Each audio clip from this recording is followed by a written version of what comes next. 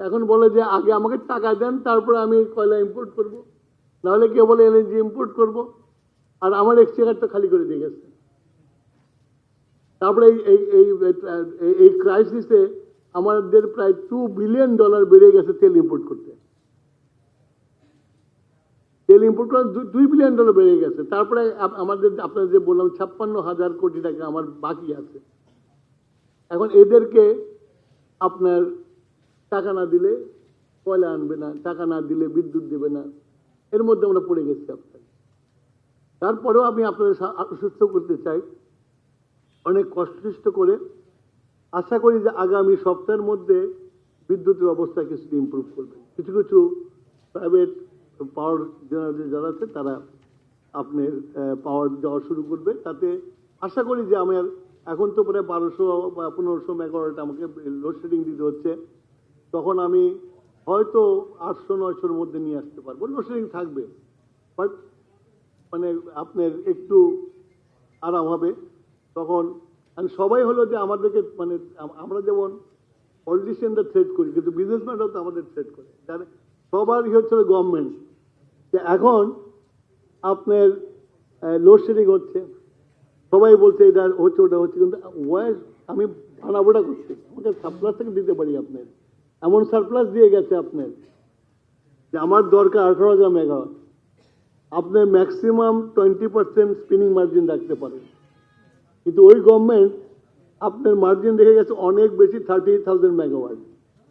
কিন্তু মেশিন তো আছে, মেশিন চালাতে যে এনার্জিটা লাগবে সেটা নাই।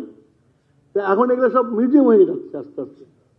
আপনার রূপসাতে আপনাদের বলি, আপনাদের যে ওরা কি করে গেছে আপনার জানা উচিত আর কি। আমি সেই জন্য আমার একটু বক্তব্য দীর্ঘত হয়েছে, আমার টাইমও পার হয়ে গেছে।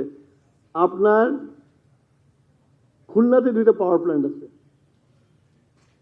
ভোলায় গ্যাস আছে, ওইটাকে চিন্তা করে খুলনাতে যে পাওয়ার প্ল্যান্ট করছে, আজ প্রায় 2 বছর 2.5 বছর হলো, 3 বছরের পরে আছে, চলছে না। নতুন পাওয়ার প্ল্যান্ট, ভোলার গ্যাস নিতে পারছি না আমরা। তো এইরকম একটা অবস্থার মধ্যে আছি। আমাদের কাছে একমাত্র সলিউশন হলো সোলার পাওয়ার। এই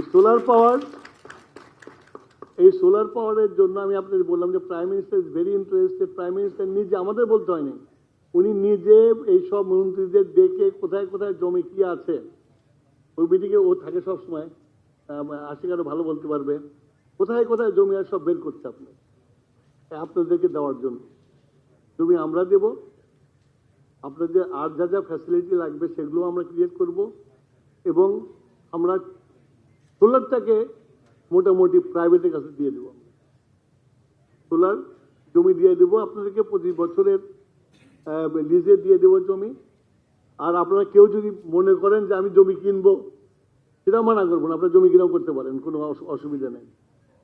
আর আপনাদের যেটা বললাম, ওই যে কিছুক্ষণ আগে বলা হলো যে ওই এন্ট্রিম গভর্নমেন্টে সে বন্ধ করে যাদের এলওআই পাইছে তাদেরটা বন্ধ করে দেওয়া আছে। আমি অলরেডি আমার মিনিস্ট্রিকে বলছি যে আমাকে দেখাও এগুলো কেন বন্ধ করলো, কিসের জন্য বন্ধ করলো, এগুলো দিয়ে আমাকে দেখাও।